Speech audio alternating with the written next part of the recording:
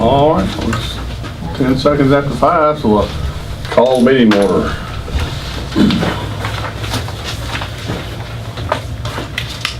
Approval of minutes.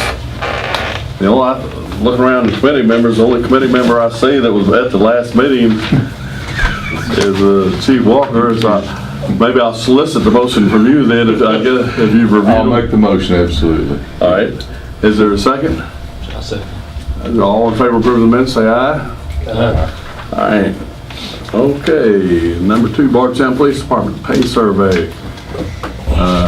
Yes, sir. I was charged with going to the different departments in our area for pay. I went to counting Bardstown.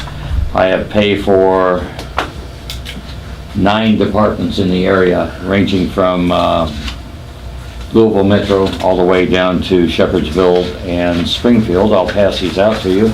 There's actually 2 pages. The first page is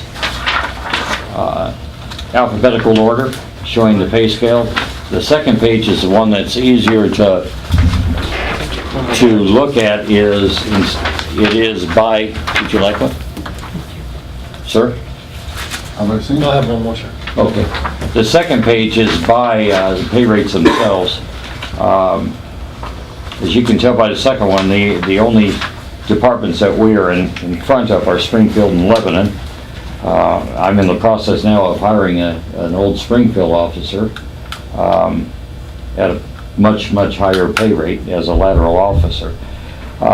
Nelson County, you can tell that we are almost $4 under their standard rate after Academy. Of course, J-Town being the highest paid in the area. Louisville Metro is surprisingly just a couple of dollars more than we are. E-Town is better than we are. So just going down to these different departments, you can tell that we're having trouble meeting the pay rates. And in that, we're having trouble keeping officers because they're going for a higher pay rate.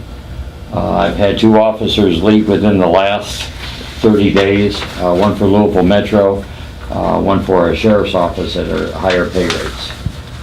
The one that went to the sheriff's office has only been with us for a little over a year and 11 days.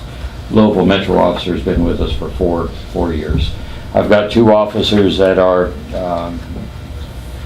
going through the process of going to KSP, and primarily for higher pay and in location, and the ability to go further in police work than they can with Bardstown PD. Personally, I would like to have, at bare minimum, a pay increase of 12.5%, and that won't even put us close from our base pay. The base pay of $16.67 an hour is for those officers immediately after they get out of the police academy. Once they get out of the academy, they're making $1 less. When they hit the streets with us, it's $16.67 an hour. I put down the pay increases by percentage point from that $16.67 an hour. For us to even come close to, go back. For us to even come close to the county, we'd have to have, don't gasp at the same time, we'd have to have a 25% pay increase over what we're making right now to meet the county wages. I got a question. Sir? Where do we stand in relation to the upgraded classification and compensation plan that we had the study done a couple of years ago? Where does that rate? I have no idea, sir. I haven't seen that. I don't have Where a does that, copy wait a of minute, that. John, you should be able to answer that. Where does that rank? When we did that, paid Paul Cone study to do the study on our compensation and classification plan for all city employees, for that matter. Where did the police fall in here during that time? Well, you know yourself how it ranks from the minimum to the maximum, that you have that flexibility to give in between point A to point B. And I don't know exactly what that range is, but the problem that we've had, as you all know, is funding. And with that, you had to have the council had to vote for the funding, and I haven't had that. So, But- it's there, and they fall within a range of where they're at now. They're at the bottom end of that range. Now, as long as, Bill, I think you know for yourself, is that if they have it in their budget, he could put in I could put in a personnel order to increase the pay within that, but that would take my budget way beyond what it is. So that's The what pay we- range is there, Right. but I The pay range can't is there. afford He's- to pay it. He's got to have a personnel action request that I can sign it, and for me to be able to sign it, the council's got to give the money in the budget to give it.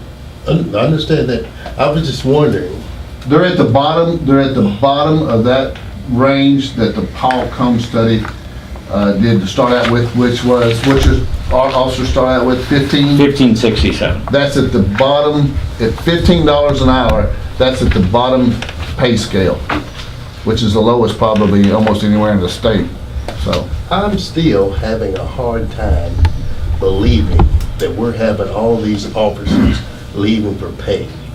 In 2 years, we were fully staffed, had a waiting list of officers from other departments wanting to come to our department. Pay never was an issue at that time. So the question I'm asking is how in a year and a half or 2 years, all of a sudden, it's all about the pay. To me, it's kind of like a person that comes in and wants to buy a car.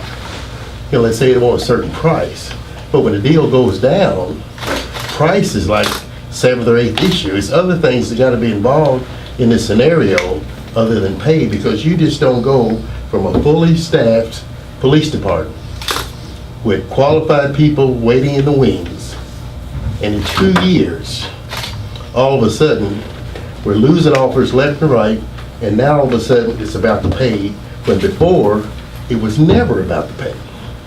I can't speak to that. I I know, can't speak you to before. can't. Now, what I can tell you Is is what you got. what I have right now. When I inherited the department, we were too short to begin with. And when I inherited, I was made aware that there were a minimum of 4 officers that were looking for work elsewhere.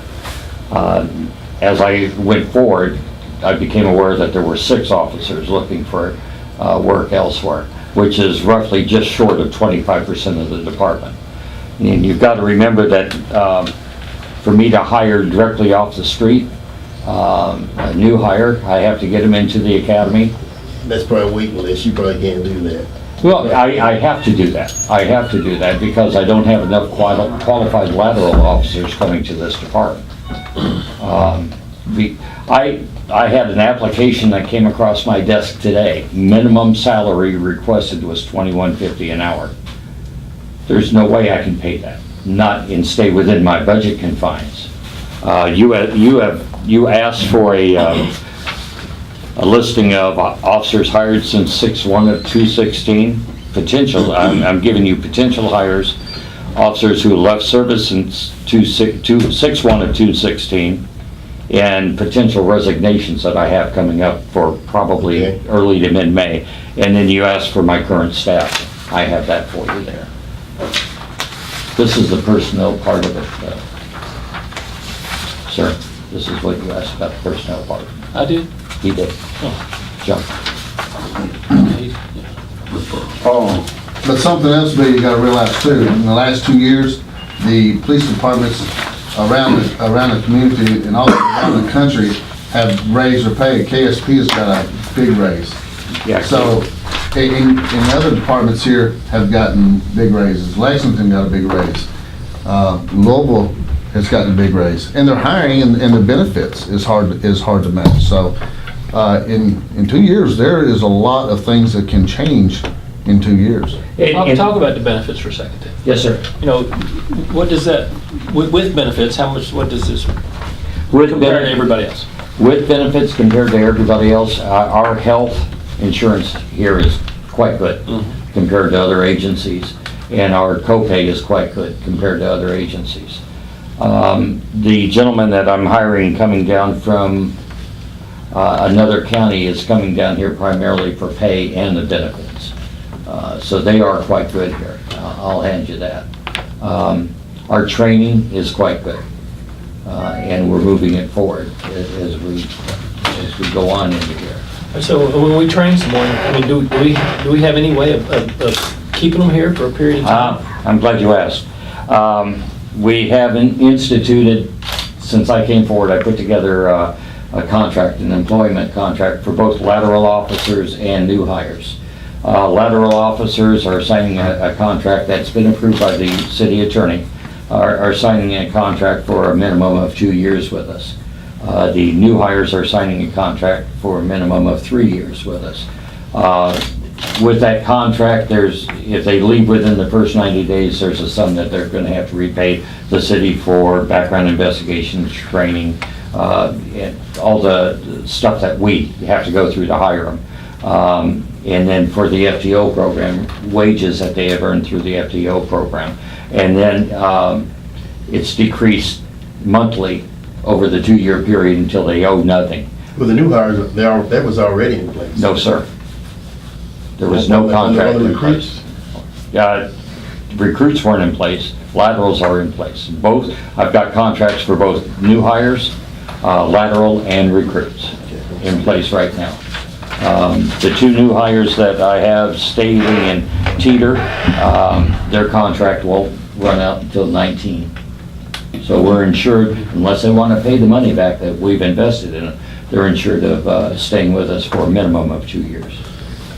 Are we at the point that if the officers that are taking other jobs are moving on, we're going to be at a point where we're going to have to hire people back at a higher rate or wage than what we're used to, because the new hires take too long to get the people where we need people on the street? Correct. The new hires that we have now, the state has upped our, put them in the front of the line for the academy in June 12th of 17.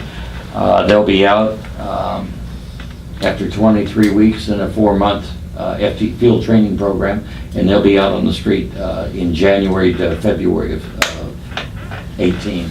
That's a long period of time. We're paying them, but that's a long period of time that we're going to be down at least 2. I've got another new hire, Mr. Wells. He hasn't completed all of his testing yet, but I can imagine we won't have him until March or April of next year. So that's why I'm pushing for the laterals. I got 3 laterals in the mill right now. 2 of them will come on within the next 2 weeks, and then the 3rd one hopefully by the end of the month. And if I lose the 2 potential resignations in May, that'll still put me 1 short. These laterals that are we going to be getting officers of at least equal quality of work? Oh, yes, sir. Yeah. I mean, yeah. Yeah, yes, we will. They go through a full background. They go through numerous interviews.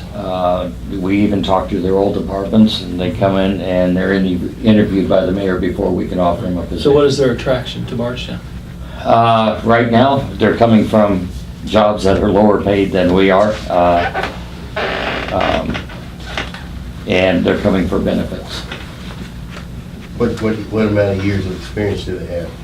One of them's got 5 years, one of them has 3 years, and one of them has 7 years. Roundabout.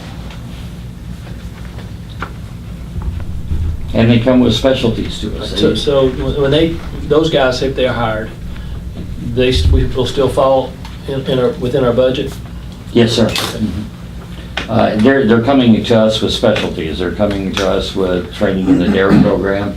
One of them's specialty is ABC, alcohol beverage control, which we desperately need in the city.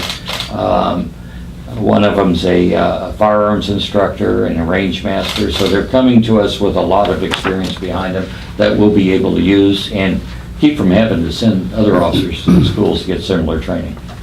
So these 3 recruits that you got, The recruits are laterals. I mean, excuse me, laterals, I'm Yes, sorry. sir. Correct me.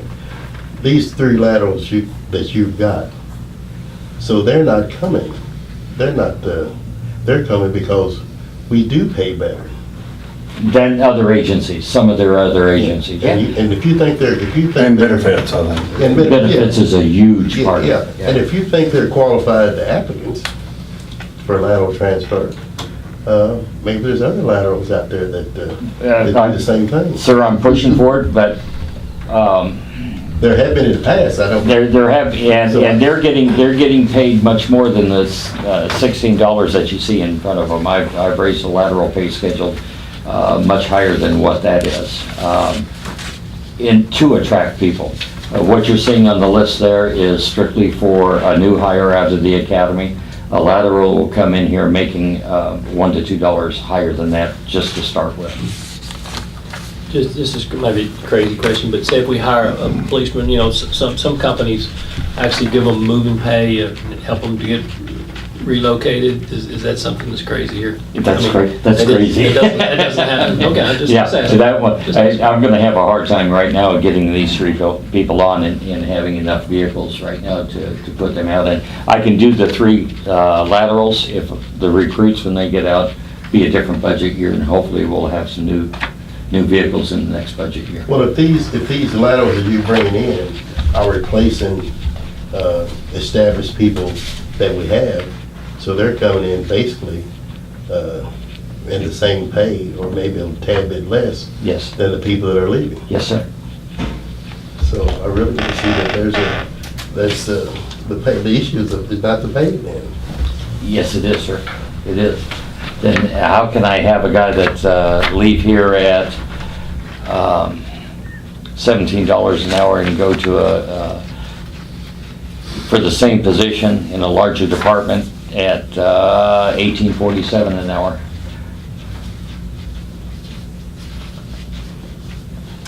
Well, And in all honesty, if you look at $1 an hour, that is important to people. yeah, you got a young family. Your young family, right. Our We benefits do- may offset $1 an hour, I don't know. Oh, yeah. Pardon me, sir? Our benefits may offset, I know that, I'm looking at the yearly salary on the state police, there's, let's see, after training, it's about $3,000 a year difference, but I know what the state health insurance is, and I know the city's a lot better than the state, and I wouldn't, it would make up a large part of that difference, I think. But let me ask you this, of course, 25% is a pretty big increase. What about, where's your priority? Maintaining the current force level or reducing a little bit and maybe giving raises? You know, it's really hard to reduce it when we're at 27 now. And our call load is on the increase. You look at the calls for the current year,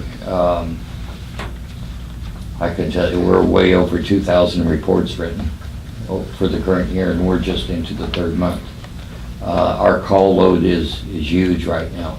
I don't think a reduction in force would compensate for a higher pay raise. And if you agree, that's why I put 25% down there, just so you would see what some of the other So if it agencies. became a choice A or B, I mean, of course, it might be some mixture there, but, yeah, I mean, you'd rather just keep the salary the same then and keep the forces set No, on I'd the like to same? if it came A and B, I'd like to keep the force the same and have no increases as we have an increase in population. Because population is growing as we grow. And the department's been the same size, from my understanding, for several years. I would like to keep it instead of asking for new positions and give at least a 12.5% pay raise, which is nominal pay raise to the officers that we have now in order to retain some of the officers that we have now. Okay. I'm just asking where Did your priority they is. get that 2% or whatever the increase was a They couple do. years ago? They got a 4% increase last year. I'm still having a problem budget-wise, going from this department, going from a 12.5% raise, when I know for a fact, I'm speaking from experience, I'm speaking from experience, I'm still not sold on the fact that it's all about the pay. I'm still not sold on that. Well, out of the 4 officers on your list that have left recently on the personnel list, the only officer that left that didn't go to another department was Miss Hall, and she left because of family issues. The rest of them were leaving for pay and benefits. Are they relocating to other cities? Or still living No. here and working someplace? One is relocating to Louisville. One was with us for, I think, before my time. He was only lived with us for 3 months, and this is before the contracts came up. He was only with us for 3 months, and then he left to go back to another agency closer to his home. I'm sitting there looking at this, I'm sitting there listening at this, at your roster you got here, and I probably hired over half of these people. I wouldn't doubt it, sir. I know, I'm sitting there looking at them.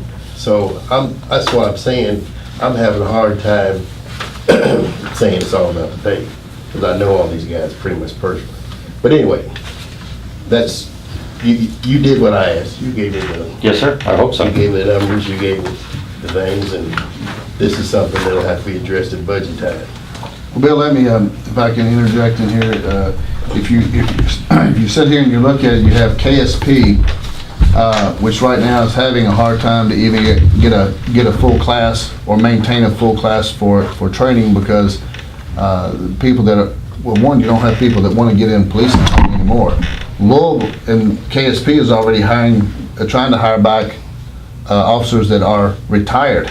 Louisville is doing the same exact thing, and what's the reason? Because they don't have enough people to hire and to put a class together. So, and if you go back to when Dixie was mayor, I think they only averaged maybe a 2.5%. When Dick was mayor, they for the 4 years they didn't get a raise at all. I think you give first 2 years you didn't give a raise. 2 years, and 2 years after that you gave what, a 2 or 3% raise. So when not giving raises through that whole time, you're already behind the 8 ball. Well, in it's not that. 2012, we restructured the pay scale for the police officers to the point where it was very competitive with the surrounding areas, and with the increase for experience and increase to new recruits, and this is an annual increase also to brought them up where they. And that's why I said with all these people that I see here on this list, and I know they've got yearly increases as we've gone along, but I'm just having a hard time thinking that paying is the only reason. But anyway, we can beat this all day long. You've got the information that we asked for. Well, This will have to be something to be addressed at the budget time anyway. I have one more thing that I'm going to give you. All right. This lists the current department and their 2016 hourly increase with the pay raise that they have now, and it shows you where they are, and it also shows you which officers that we have now were lateral hires. They came from other agencies.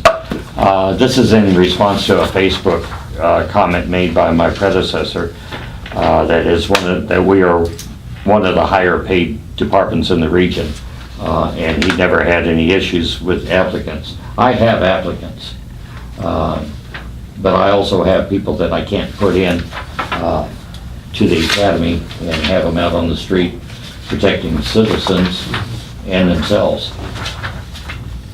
Is it possible at some time for us to these cities you have here, wouldn't it be nice if we knew, or it's available, what their entire salary, benefits, and everything is? Oh, I can just so we find- could compare. Yes, sir. I can do think it'd be that. very important. Yeah, I can do that. Will you give me a couple of days? Oh, yeah, that's Okay. fine, yeah. June. Yeah, I mean, this is not gonna be addressed this budget year anyhow, so it's. No, it is not, no. All right, anything else on this agenda item? Facebook? Thank you, Chief.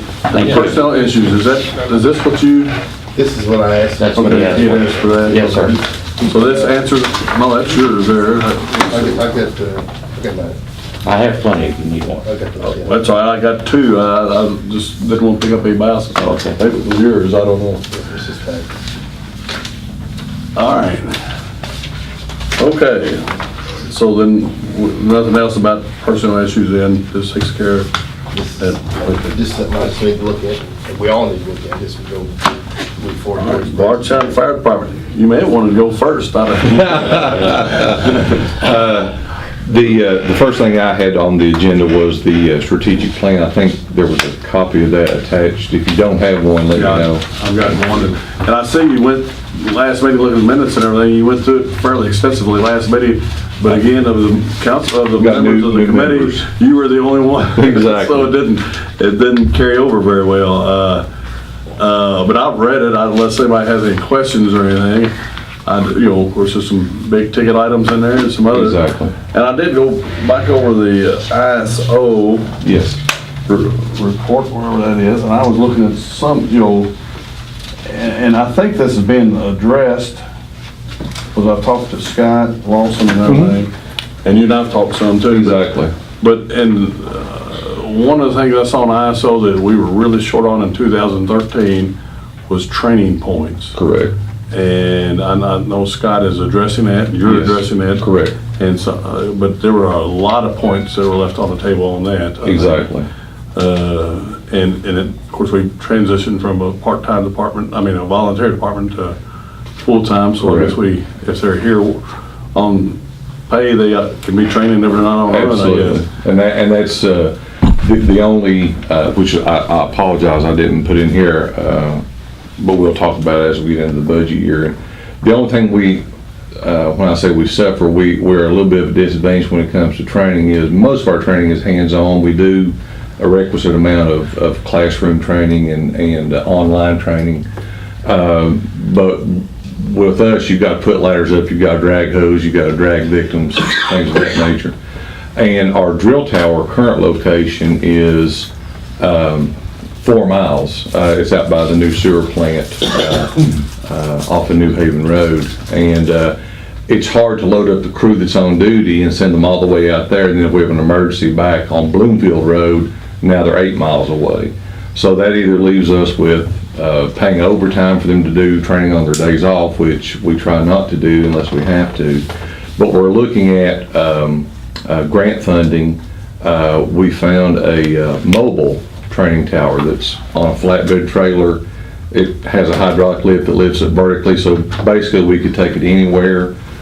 We've applied through the State Fire Commission. We won't find out until like August if we're going to get the grant award or not.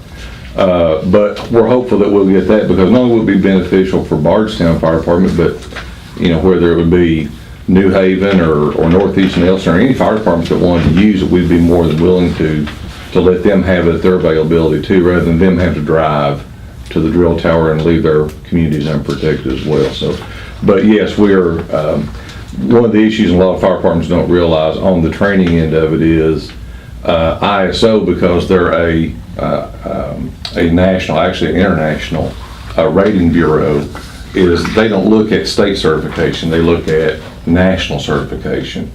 And our fire training had never been nationally certified, so we set one of our training goals this year to have all of our firefighters nationally certified, and we plan on obtaining that by November of this year. So we should be good to go with that, and then we'll have all of our officers nationally certified as well. So, and that's what they look for, is not only that you are training, which is part of it and documenting it, but you're getting in the right categories and the right types of training. And so, yes, we're making great strides on that. Because some of the areas we topped out, but like the company training, we got 4.1 Right. out of 25 points. Exactly. And then all the pre-planning inspections. Yes, oh, that's a good point. I'm glad you brought We that only up. got 4.8 out of 15, but I know they're out inspecting. We just started doing that this year, or 2016. We started in February, and what that involves is the guys actually on the trucks. We have a fire inspector that looks for fire code violations. But what ISO wants is that the crews are going out and walking through the building, so they're familiar with where the closest hydrant is, if there's a sprinkler connection, where it is, the type of construction, what hazards are in the building. Prime example how that pays off, we had a fire a couple weeks ago at HEC Manufacturing on John Rowan, and when the crews got there, that same crew had done a walkthrough a couple months ago, And we have the Knox box, which is a centralized location where we can get keys. So they went straight to the Knox box, got the keys, made entry. They had a fire in the building. The sprinklers had kicked off, but they still had to get water on the fire using hose lines. Point being is, before we were doing the walkthroughs, they would have probably done several $1,000s in damage to a door that didn't have to occur because now they know. And that's what ISO recognizes, is that they're a property insurance business. Well, they save by the door, they like, Exactly, and having the paid crew ties into that as well, because they get there quicker, getting water on the fires quicker, and so they're reducing loss, and that's what ISO likes to see, and that's probably the biggest effort that we're making in addition to other areas, and that is to improve the ISO rating, because that's one thing when I first came here that we're lacking, and we've got to make improvements on that. For communities our size, we should have a much better fire insurance rating than what we have. Yeah, and that's why I was bringing up the training, because that looks like low hanging fruit compared Exactly. to a new building or things You're like correct. that. And Yeah. then, of course, they have in there about the 1 1/4 miles that you've talked about. Yes. And one of the reasons, or at least you and I have talked about, and I Yes. think you've talked about it out in public. Exactly. So, okay, sound like we're doing good to work toward that. Absolutely. And the only other thing, and that was on the pay survey, I know the police, I'm not even close to the problems that the chief is having keeping staffing levels up. However, in forecasting down the road, and that's the reason I sent, there's also a copy of Shepherdsville, which is a very comparable size city to us as far as population and so forth. The hourly rate, and that survey was from last year, when we were looking at our pay, and the hourly base rate, going back to Councilman Shekels about the Paul Combs study, I think when they started hiring the firefighters, they were within that range, although once again maybe at the lower range, but they were still compliant with the Paul Combs study. But at the bottom of that spreadsheet, Shepherdsville, and other departments do this as well, they're just the closest, handiest one that we came to. They have training incentives. So in other words, when guys get specialized training, they get a quarter an hour bump. And it doesn't have to be, it could be whatever. We have, except for our officer corps, almost all of our new hires from when it was transitioned to a career department were newer, younger. When I say younger, not age-wise, but experience-wise. So in addition to the ISO training, we're getting the specialized training that they have to have. They just did hazmat training in December. They did rope rescue training early last fall. We have scheduled this month for them to do confined space rescue training. Shepherdsville, once again, they give bumps once they get those certifications. And, once again, now they're up to $1.50, even though the base rate's not that big of a difference, that what they're actually taking home, because of those certification differences, makes a difference in what our guys would look at once they get those training certifications in.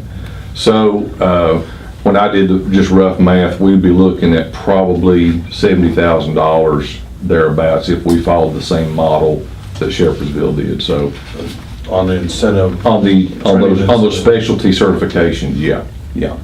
So like I say, I think that as we get closer to budget time, that would be something that I'd like to visit again and see, because like I say, we'll have a lot of those guys getting those certifications. They already have some.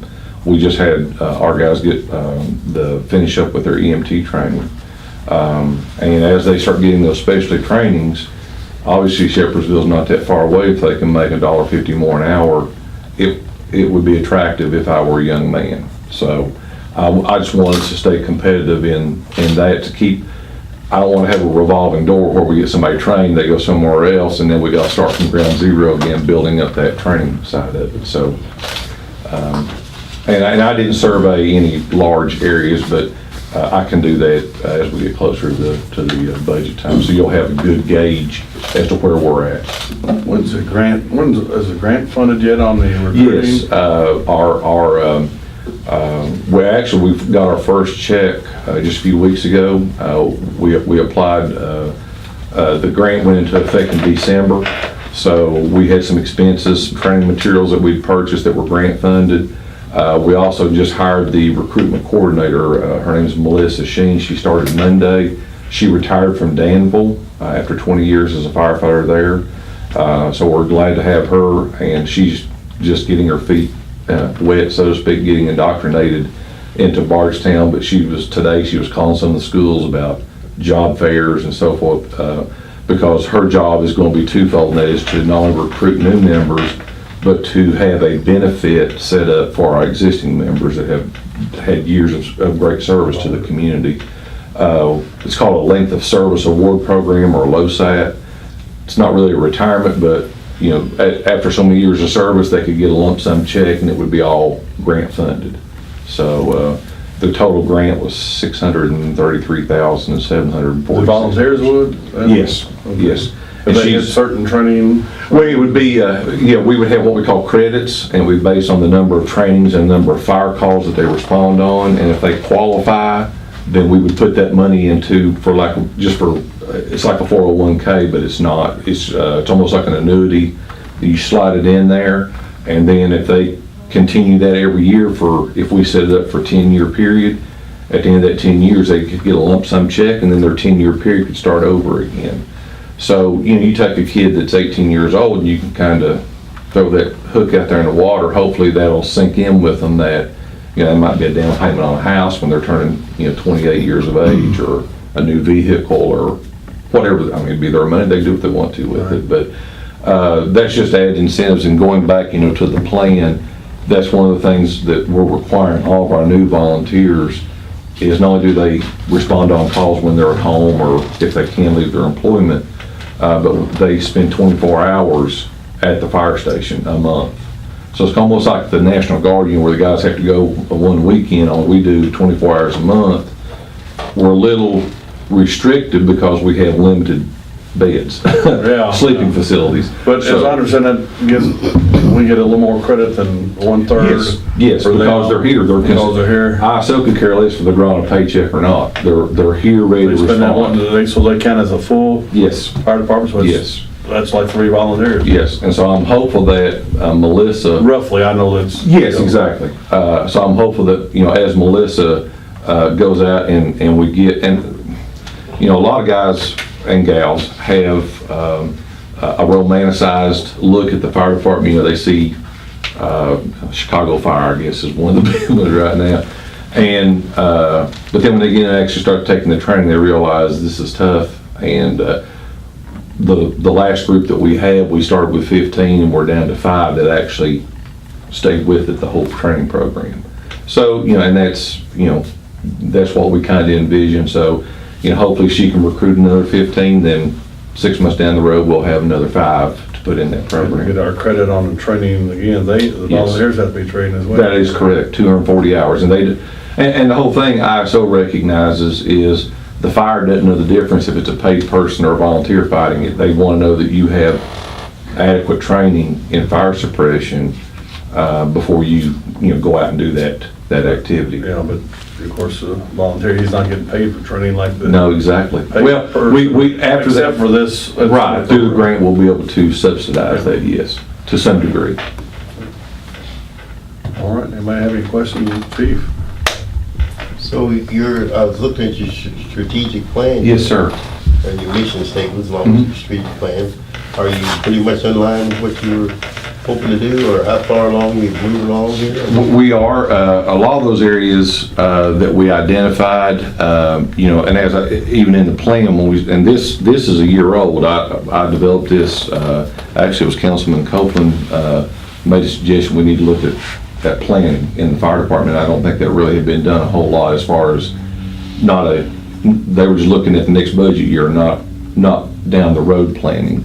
And so, we're hitting a lot of those goals. For example, the very last page, one of the things was car seat program. We've had nothing to do with fire suppression, but we've got 2 people who are certified to install car seats.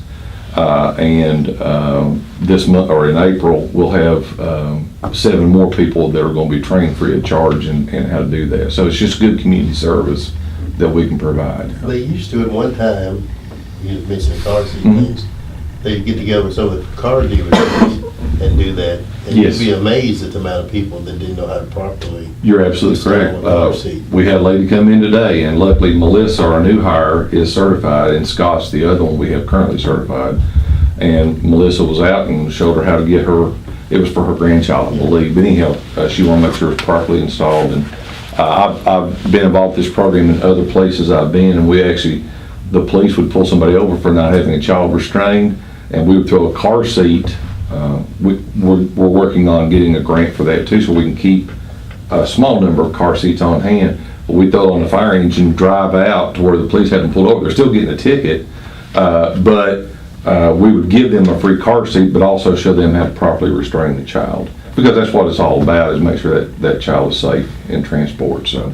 But to answer your question, yes, we're working very hard to meet all the things that we put in here.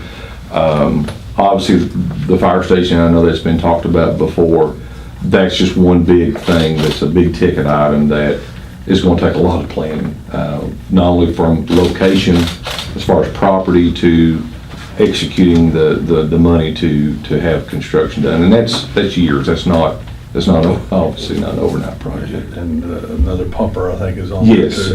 we're actually- 35 gallons. Yeah, we're 500 gallons a minute. looking at used trucks that we can buy within our budget constraints that we have now and not have to do a capital purchase.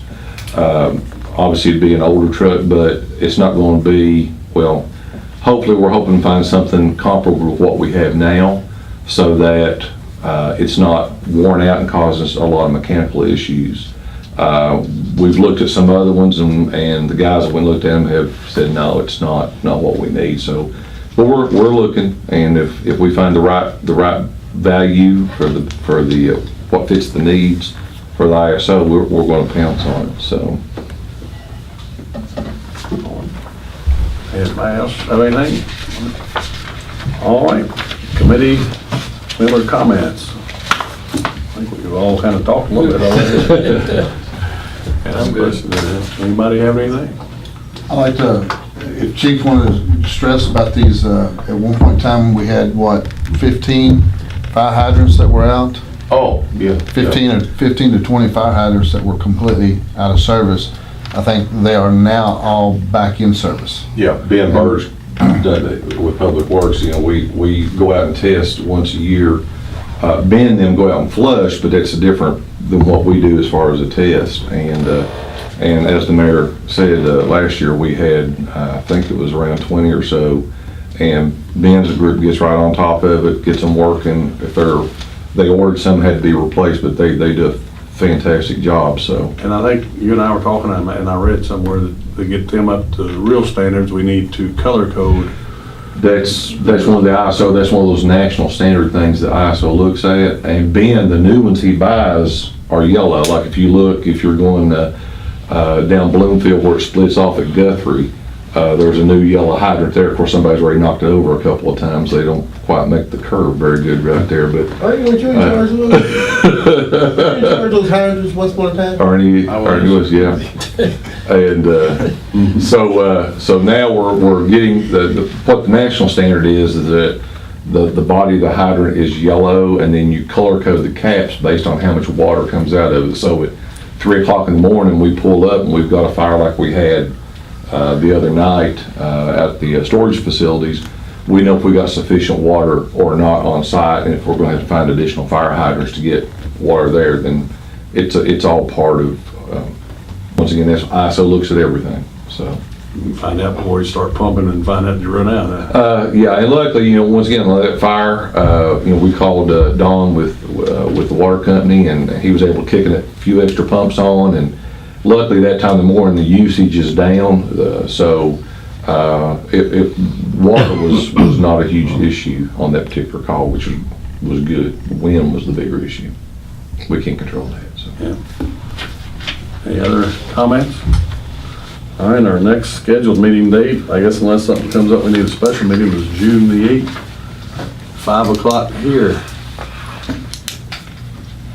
And unless there's anybody else got any other business, Another motion to adjourn. All right, the motion adjourned, is there a second? Second, all in favor? Aye.